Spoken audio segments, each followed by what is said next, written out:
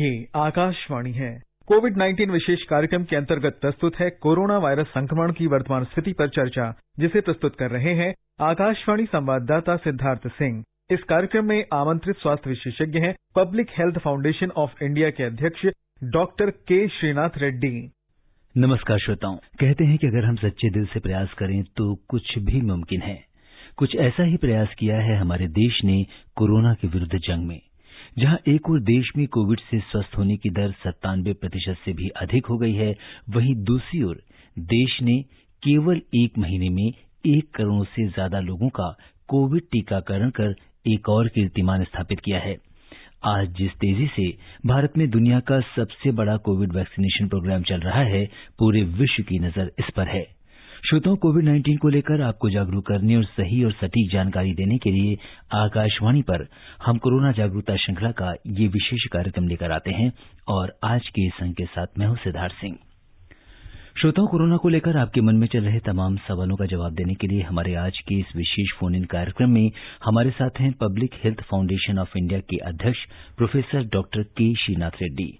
Doctor Reddy का चिकित्सा के क्षेत्र में लंबा अनुभव रहा है। डॉक्टर रेड्डी अखिल भारतीय आयुर्विज्ञान संस्थान एम्स नई दिल्ली में कार्डियोलॉजी विभाग के प्रमुख भी रह चुके हैं। डॉक्टर रेड्डी, आज के इस विशेष कार्यक्रम में हम आपका स्वागत और अभिनंदन करते हैं। नमस्कार जी।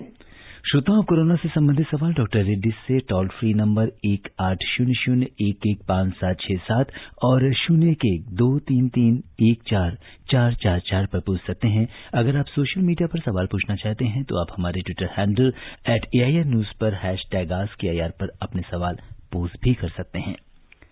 डॉक्टर रेड्डी, देश ने केवल 1 महीने में 1 करोड़ से अधिक लोगों का कोविड टीकाकरण करके एक कीर्तिमान स्थापित किया है।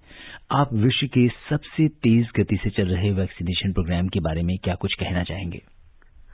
ये तो बहुत ही अच्छी बात है, क्योंकि हालांकि दूसरे देशों ने अपना वैक्सीनेशन कार्यक्रम हमसे पहले ही शुरू किया था, ब्रिटेन में, फिर अमेरिका में और फिर यूरोप में।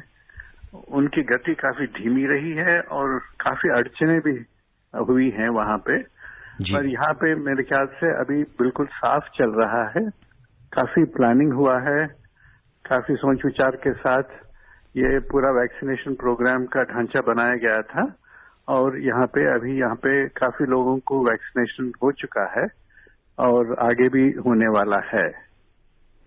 जी, और डॉक्टर रेड्डी, आप कार्डियोलॉजिस्ट भी हैं। आपसे जानना चाहेंगे कि बहुत सारे heart patients blood thinner medicine लेते हैं। ऐसे में वो लोग जो खून को पतला करने वाली दवाई ले रहे हैं, उन्हें वैक्सीन लगवाते समय क्या सावधानी रखनी चाहिए? खून पतला करने वाली दवाइयां 2 किस्म के हैं। एक है एंटी प्लेटलेट ड्रग्स कहते हैं जी, जो खून में कुछ कण होते हैं जिसके जम जाने से खून गाढ़ा बन के फिर खून का प्रसार बंद होता है, तो उनको प्लेटलेट्स कहते हैं और ये दवाइयों को एंटी प्लेटलेट ड्रग्स कहते हैं।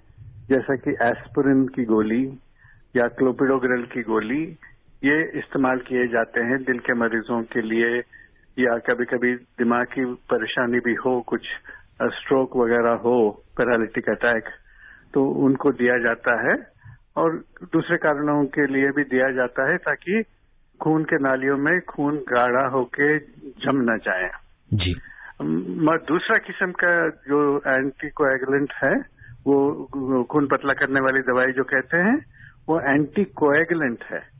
कुछ प्रोटीन्स होते हैं हमारे खून में जिसको क्लॉटिंग फैक्टर्स हम कहते हैं। वो क्लॉटिंग फैक्टर्स अगर एक्टिवेट हो जाए, अगर वो एकदम उनको एकदम ट्रिगर कर दें, तो फिर वो गाढ़ा होके वो जम जाके वो भी एक क्लॉट बना देते हैं। खून को गाढ़ा बना के फिर वहां पे क्लॉट बन जाता है। तो ये 2 किस्म के प्रक्रिया होते हैं खून गाढ़ा होने के लिए, एक तो प्लेटलेट्स द्वारा, दूसरा क्लॉटिंग फैक्टर्स द्वारा। तो जो एंटी प्लेटलेट दवाइयां हैं, वो एस्पिरिन, क्लोपिडोग्रेल, वो लेने में कोई खतरा नहीं है, वैक्सीन लगाने में कोई खतरा नहीं है। और एंटीकोएगुलेंट वाली बात, वहां पे भी खतरा नहीं है। बस यही देखना है कि वो एंटीकोएगुलेंट के लिए जो आमतौर से जो जांच करते हैं, प्रोथ्रोम्बिन टाइम या INR का जांच करते हैं, वो जांच के हिसाब से खून बहुत ही ज्यादा पतला तो नहीं हुआ जी। बस यही देखना है। और दूसरा एक पतला सा सुई लगाना है 23 नंबर गेज का या 25 नंबर गेज का, अगर वो इंजेक्शन देके और थोड़ा ज्यादा देर तक वहां पे प्रेशर लगाए, दबा के रखें, तो वो हेमाटोमा जो हो सकता है, मतलब खून वहां पे जमा होने का हमारे शोल्डर के मसल में, मांस में, तो वो भी नहीं होगा।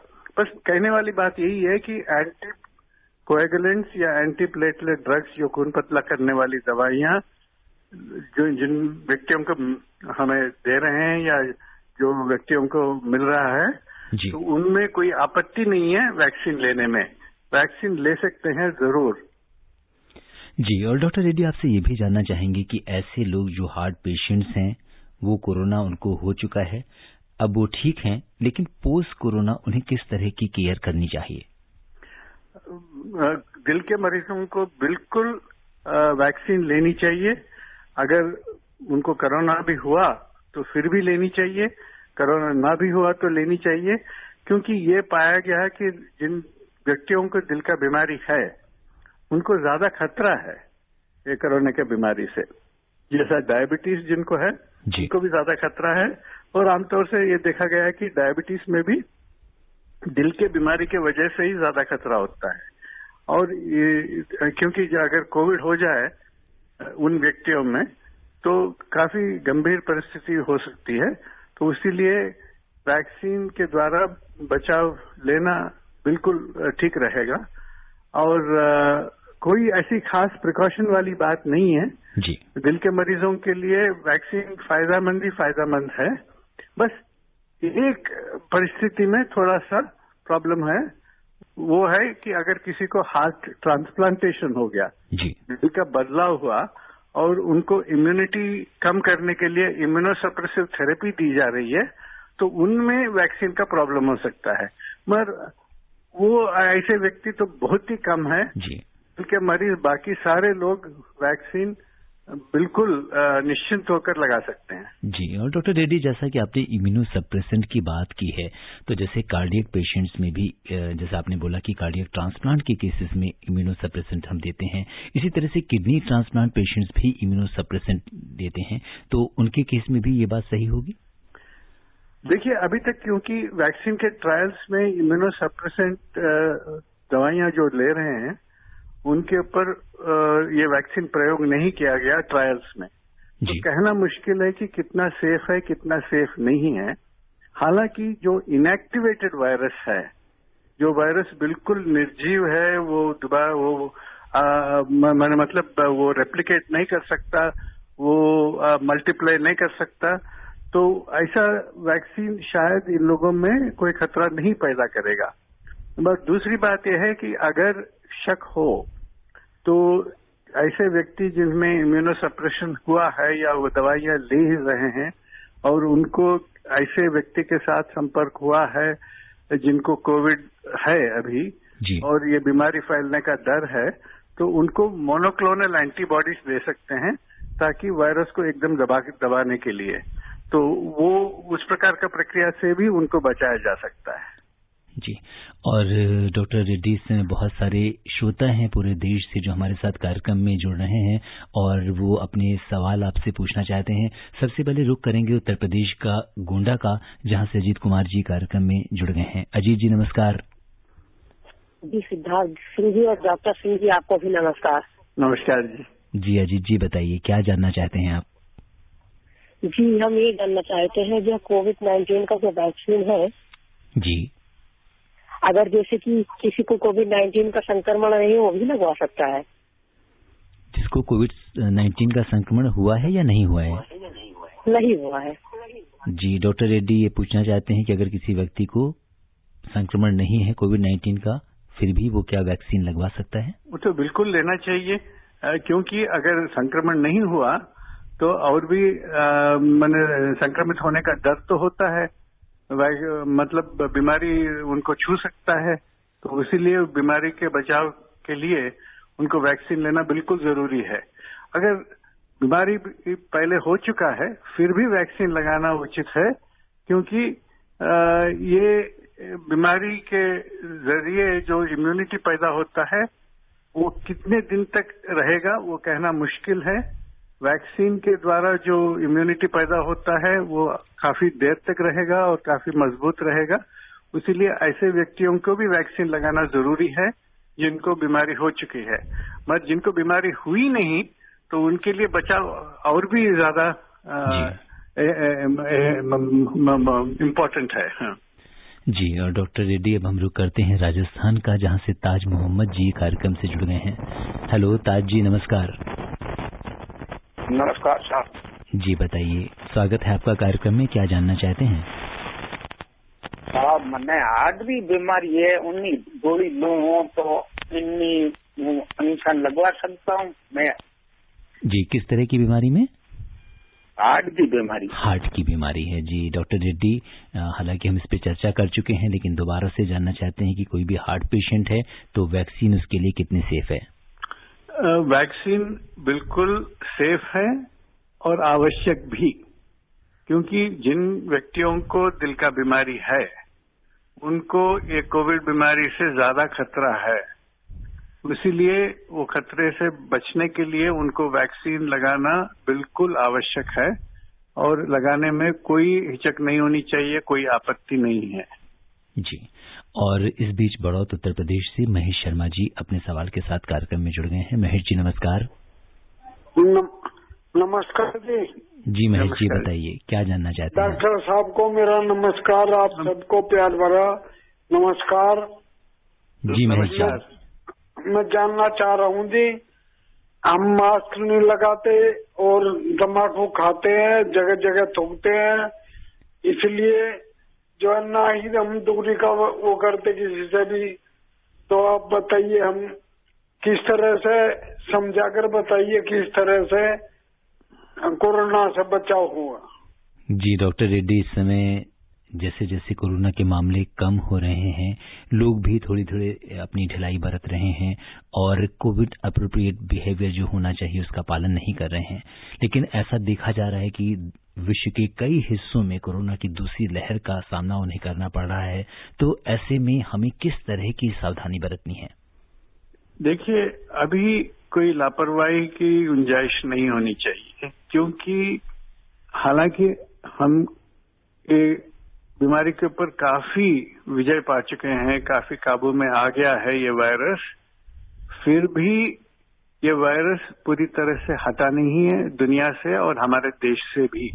हमारे देश में भी अभी केसेस हो रहे हैं। अभी हाल ही में पिछले 2-3 दिन में महाराष्ट्र और केरल में भी केसेस का संख्या बढ़ गया है।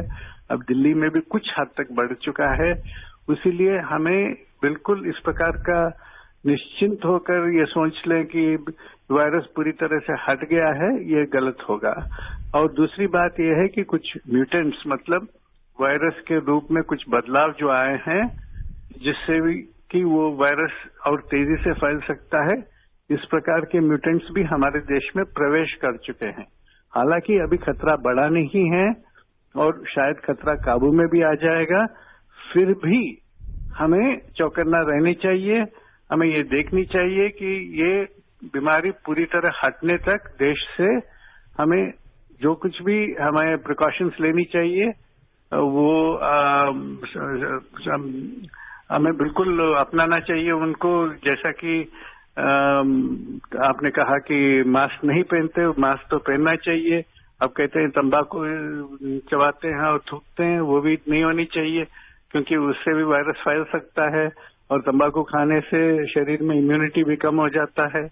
तो जो कुछ भी हमें कदम उठानी चाहिए ये वायरस के ऊपर पूरी तरह विजय प्राप्त करने के लिए, उनको अभी छोड़ना नहीं चाहिए हमें। जी, और जो श्रोता हमसे कार्यक्रम में अभी भी जुड़े हैं उन्हें हम बता दें कि आज की कोविड-19 पर इस विशेष कार्यक्रम में श्रोताओं के सवालों का जवाब दे रहे हैं public health foundation of India के अध्यक्ष प्रोफेसर डॉक्टर के श्रीनाथ रेड्डी। श्रोताओं, आप भी डॉक्टर रेड्डी से कोरोना से संबंधित सवाल हमारे टोल फ्री नंबर 1800-115767 पर पूछ सकते हैं। और अब हम रुक करते हैं जम्मू का, जहां से रंजन जी हमारे साथ जुड़ गए हैं कार्यक्रम में। रंजन जी, नमस्कार। अरे नमस्कार सर, आप डॉक्टर साहब बोल रहे हैं? जी, मैं सिद्धार्थ बोल रहा हूँ। डॉक्टर साहब आपकी आवाज सुन रहे हैं? नमस्कार जी। नमस्कार। अरे साहब जी, आप लोगों का सर इतने बड़े बड़े डॉक्टर हैं सब रेडियो में आके सर हमें नई नई बातों की ऐसी जानकारी देते हैं सर इस कोरोना के बारे में, ना हम कभी अखबार में पढ़ने को मिलता है ना टीवी में देखने को मिलता है। उसके लिए आप लोगों का बहुत बहुत धन्यवाद है सर। जी रंजन जी, आप जैसे श्रोता हमें इस तरह के कार्यक्रम करने के लिए प्रेरित करते हैं और ये हमारी जिम्मेदारी है कि आप तक सही और सटीक जानकारी हम अपने कार्यक्रम के माध्यम से पहुंचाएं। जी रंजन जी अच्छा सर जी, मेरा एक मतलब अपना सवाल था कुछ। अभी सर देखिए ना, जैसे हम पेपर में अपना पढ़ते हैं कि मतलब दूसरे मुल्कों में जैसे अपना कोरोना के लिए मतलब 10 साल की जेल दे रहे हैं, अभी नया हो रहा है, बहुत भारी जुर्माना कर रहे हैं और कई जगह लॉकडाउन भी लग रहा है। अच्छा सर, और मतलब हमारे देश के स्टेट में भी सर कई जगह लॉकडाउन की तैयारी हो रही है क्योंकि ये महामारी बढ़ती जा रही है। तो सर इसका सर ये मतलब लापरवाही है या फिर कोरोना दोबारा मजबूत होकर हमला करने की तैयारी में है? जी डॉक्टर रेड्डी बताइए। देखिए, ये जो 10 साल का जो कैद कह रहे हैं वो ब्रिटेन में उन्होंने इंग्लैंड में कह दिया कि अगर लापरवाही आप बरतेंगे तो फिर हम जरूर आपको जेल भेजेंगे। तो उस प्रकार का चेतावनी तो हमारे देश में तो हुआ नहीं है, क्योंकि अभी तक काफी हद तक ये बीमारी काबू में आ चुकी है। मगर जैसा आपने कहा, कुछ जगह अभी केसेस बढ़ने लग गए हैं पिछले 3-4 दिनों में, तो इसीलिए हमें बिल्कुल सतर्क रहनी चाहिए और हमें जो कुछ भी हमें बताया गया कि इस प्रकार का आप मास्क पहनिए, हाथ साफ रखिए, भीड़ भाड़ में मत जाइए, तो ये सारी चीजों को फिर हमें ध्यान में रखना चाहिए और आचरण में भी रखना चाहिए ताकि खतरा दोबारा ना बढ़े। जी, जैसा कि डॉक्टर रेड्डी बता रहे हैं कि हमें बिल्कुल भी लापरवाह होने की जरूरत नहीं है, हमें पूरी तरह से कोविड एप्रोप्रिएट बिहेवियर को अपनाना है। और अब हम रुक करते हैं मध्य प्रदेश में मंदसौर का, जहां से बसंती लाल जी कार्यक्रम में जुड़ गए हैं। जी बसंती लाल जी नमस्कार। सर नमस्कार, मैं सगोरिया स्कूल घाटी जिला मंदसौर मध्य प्रदेश से बसंती लाल सूर्यवंशी बोल रहा था सर। और सर डॉक्टर साहब नमस्कार। नमस्कार जी। जी सर, मैं जानना चाह रहा था जैसे वैक्सीन लगाते हैं तो वैक्सीन में जैसे कोरोना के अलावा कौन कौन सी बीमारी को में भी फायदा कर सकती है वैक्सीन? जी डॉक्टर रेड्डी ये जानना चाहते हैं कि अगर हम कोरोना के लिए वैक्सीन लगवाते हैं तो कोरोना के अलावा क्या किसी दूसरी बीमारियों में भी ये वैक्सीन काम करेगी उसको रोकने में? फिलहाल ऐसे फायदे का तो कोई सबूत नहीं है कि दूसरे बीमारियों के ऊपर भी ये असर करेगा। फिलहाल ये कोरोना वायरस के खिलाफ ही ज्यादा इसका असर होगा। मगर ये ध्यान में रखिए, एक तो अगर कोरोना का बीमारी नहीं हुआ, आपके फेफड़े सही सलामत रहें, तो फिर आपके फेफड़े में दूसरी बीमारियां भी नहीं हो सकती, जैसा कि निमोनिया वगैरह भी, उससे भी बचाव मिलेगा। हालांकि ये वैक्सीन केवल कोरोना वायरस के खिलाफ ही बनाया गया है, हो सकता है कि दूसरे फायदे भी हों उसके। मगर ये भी ध्यान रखिए, अगर आप मास्क पहन के चलें और भीड़ भाड़ में न जाएं जी, तो फिर आपको इन्फ्लुएंजा भी नहीं होगा, दूसरे तरह के निमोनिया भी नहीं होंगे, टीबी का भी प्रसारण कम हो जाएगा, टीबी का भी खतरा नहीं होगा। तो फिर ये सारे फायदा हैं आपको ये जो साधन हम कोविड अप्रोप्रिएट बिहेवियर कहते हैं उसको अपनाने में। जी, और अब हम रुक करते हैं छत्तीसगढ़ में बिलासपुर का, जहां से दुलाराम जी हमारे साथ कार्यक्रम में जुड़ गए हैं। दुलाराम जी नमस्कार। नमस्कार सर। जी बताइए, क्या जानना चाहते हैं आप? जी, चक्रावाड़ा जिला बिलासपुर छत्तीसगढ़ से दुलाराम नालवानी बोल रहा था। जी सर, मेरी भाभी की उम्र 70 साल की है जी। ब्लड प्रेशर शुगर की बीमारी है उनको जी। अच्छा, सुई की लगाते रहते रोज, दवाएं भी नहीं में चलती उनकी जी, दुबड़ी पतली भी हो गई बहुत जी। तो वैक्सीन लेने के बाद उन्हें क्या सावधानी रखनी पड़ेगी? जी डॉक्टर रेड्डी 70 साल की उम्र है और इंसुलिन पे हैं, ब्लड प्रेशर भी ज्यादा रहता है, तो ऐसे में वैक्सीन लेने के बाद किस तरह की सावधानी लेनी होगी? देखिए, खास करके ऐसे व्यक्तियों में कोविड का खतरा और भी ज्यादा हो जाता है, इसीलिए उनको वैक्सीन लेना बिल्कुल आवश्यक है और उससे बहुत फायदा होगा इनको बचाव में। बस वैक्सीन लगाने में ऐसी कोई हानि नहीं होगी इनको। हो सकता है कि थोड़ा सा बाजू में दर्द हो या एक आध दिन तक जैसा बुखार जैसा लगे, और कोई परेशानी तो नहीं होगी इनको, और कोई डरने वाली बात नहीं है। निश्चिंत होकर वैक्सीन लगाने के लिए आप सलाह दीजिए। जी। और डॉक्टर रेड्डी, 16 जनवरी से शुरू हुए कोविड वैक्सीनेशन की जो दूसरी डोज है वो 13 फरवरी से लगाई जा रही है, 28 दिन पूरे होने के बाद। आप लोगों से दूसरी डोज लेने के लिए क्या कहना चाहेंगे और क्यों लगवानी चाहिए, उसकी क्या इम्पोर्टेंस है? ये बिल्कुल आवश्यक है, क्योंकि पहला डोज से प्राइमिंग डोज कहते हैं उसको, पहला डोज से थोड़ा सा शरीर को ये वैक्सीन द्वारा जो वायरस का रूप है उसके जो एक हिस्सा है उसका अनुभव होता है, उसका परिचय मिलता है हमारे इम्यून सिस्टम को, मगर पूरी तरह इम्यूनिटी बन नहीं पाता, काफी हद तक प्रेरित होता है हमारा इम्यून सिस्टम। मगर दूसरा डोज जो है बूस्टर डोज कहते हैं, वो बूस्टर डोज लेने से जो इम्यून सिस्टम अभी तक वैक्सीन से थोड़ा सा उत्तेजित हुआ है जी, वो काफी मजबूत हो जाएगा और वो इम्यून रिस्पांस काफी अच्छा बन के फिर इन्फेक्शन से बचाने का शक्ति बन पाएगा हमारे शरीर में। तो इसीलिए दूसरा डोज लेना बिल्कुल आवश्यक है। तो ऐसा नहीं है कि अगर आप टेस्ट मैच क्रिकेट का खेलें, आप कहें कि हम एक ही इनिंग में बैटिंग करेंगे, दूसरा इनिंग में बैटिंग बिल्कुल नहीं करेंगे, तो फिर मैच से कोई फायदा नहीं होगा ना। तो इसीलिए दूसरा इनिंग भी ठीक तरीके से खेलना बिल्कुल आवश्यक है, दूसरा डोज लेना बिल्कुल जरूरी है। बिल्कुल डॉक्टर रेड्डी, जैसा कि हमारे बहुत सारे लिसनर्स जो इस समय प्रायोरिटी ग्रुप्स में हैं और आपकी बात सुन रहे हैं, वो निश्चित तौर पर अपनी सेकेंड डोज लगवाने के लिए अपने टीकाकरण केंद्र पर जरूर जाएंगे। और अब हम रुक करते हैं हिमाचल का, जहां से वेद प्रकाश जी हमारे साथ कार्यक्रम में जुड़ गए हैं। वेद प्रकाश जी नमस्कार। नमस्कार जी। जी वेद जी बताइए क्या जानना चाहते हैं? नमस्कार डॉक्टर साहब, नमस्कार जी। नमस्कार जी, नमस्कार। हाँ जी वेद जी बताइए क्या सवाल है आपका? मेरा सवाल ये है जी कि जैसे आजकल कोरोना में कुछ कंट्रोल हो चुका है ना जी, तो कुछ लोग लापरवाही कर रहे हैं, मास्क लगाने से ये कर रहे हैं लापरवाही, और जी भीड़ भाड़ में ऐसे ही बगैर मास्क लगा रहे हैं, तो आप ऐसे लोगों के? जी डॉक्टर रेड्डी, देखिए इन्होंने भी ये सवाल उठाया है क्योंकि ऐसा कुछ देखा जा रहा है कि लोग जो मास्क लगाना या सामाजिक दूरी या सुरक्षित दूरी को बनाए रखने में कहीं ना कहीं थोड़ी बहुत लापरवाही हो रही है, जिसकी वजह से बहुत सारे हमारे कॉलर्स भी हमें फोन करके बता रहे हैं। तो डॉक्टर रेड्डी, आप क्या अनुरोध करना चाहेंगे लोगों से? बस यही मैं अनुरोध करना चाहूंगा कि देखिए, हम काफी हद तक ये वायरस के ऊपर विजय प्राप्त कर चुके हैं, मगर विजय पूरा अभी हुआ नहीं है। जब तक ये एपिडेमिक, ये वायरस का प्रकोप पूरी तरह से दब न जाएगा और हम निश्चिंत होकर कह सकते हैं कि वायरस हमारे देश से हट गया है और दुनिया भर में भी उसका प्रकोप कम हुआ है, तब तक हमें बिल्कुल सतर्क रहनी चाहिए, क्योंकि ये दोबारा उभर सकता है और उसके लिए हमें बिल्कुल जागरूक रहना चाहिए।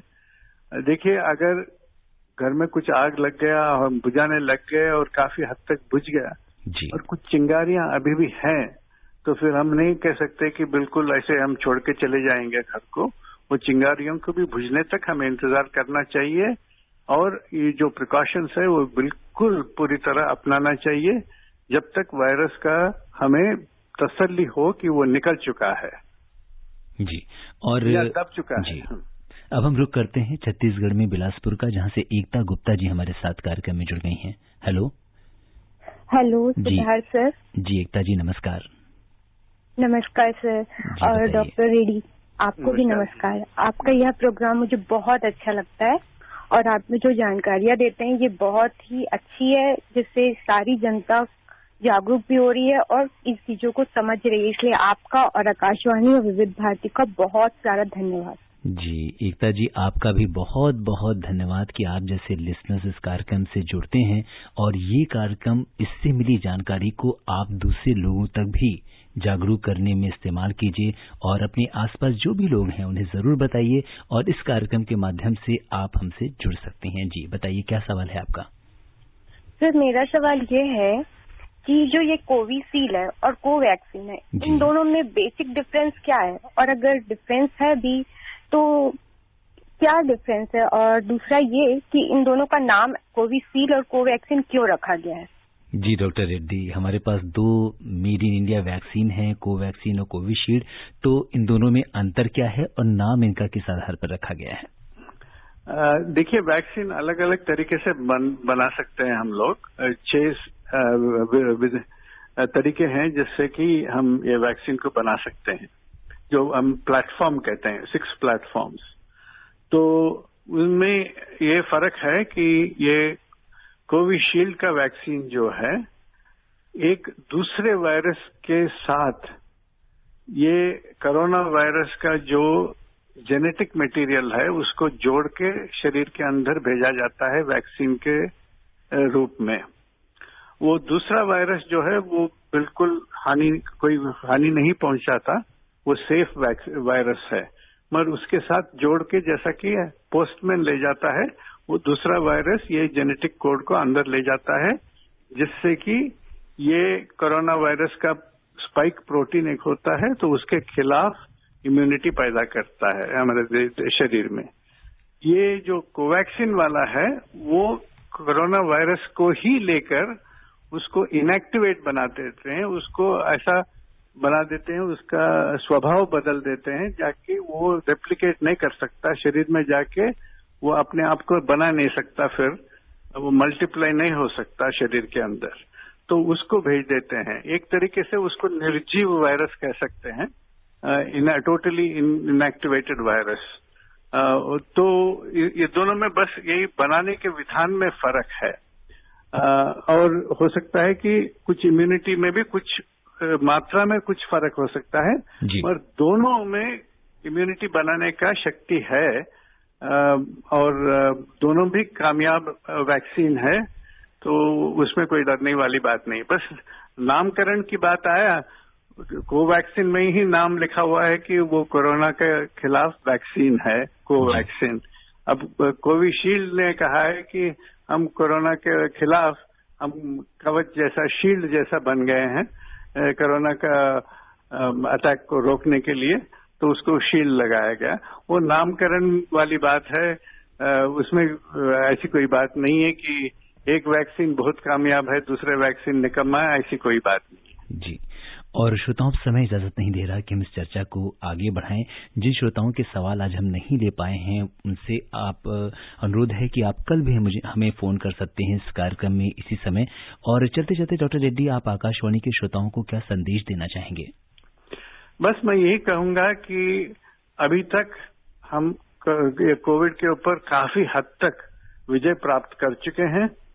वो विजय आसानी से नहीं मिला, बस हम लोग कुछ ऐसा कदम उठाने पे, ताकि हमारे बचाव के लिए और दूसरों के बचाव के लिए जो साधन हमने अपनाया है, मास्क पहन के, हाथ साफ रखते हुए, भीड़ भाड़ से दूर बचते हुए, तो वही कोविड अप्रोप्रिएट बिहेवियर हम जो कहते हैं उसको अभी बिल्कुल जारी रखना चाहिए। और वैक्सीन क्योंकि अभी मिल रहा है, जिन जिन व्यक्तियों को वैक्सीन मिलना चाहिए उनको वैक्सीन लेनी चाहिए, और दूसरा डोज अगर लगना है, पहला डोज लग चुका है, दूसरा डोज भी लगवाना चाहिए। तो एक तरीके से वैक्सीन के सहारे और दूसरे तरीके हमारे कोविड अप्रोप्रिएट बिहेवियर के सहारे हम ये वायरस के ऊपर विजय प्राप्त कर सकते हैं। जी बिल्कुल डॉक्टर रेड्डी, अब समय समाप्त हो रहा है। आप कोविड-19 के इस विशेष कार्यक्रम से जुड़े और आपने श्रोताओं के प्रश्नों का उत्तर दिया, आपका बहुत बहुत धन्यवाद। धन्यवाद आपको। श्रोताओं, आप स्वस्थ और सुरक्षित रहते हुए दूसरों को भी सुरक्षित रखें, इसी कामना के साथ दीजिए मुझे अनुमति। नमस्कार।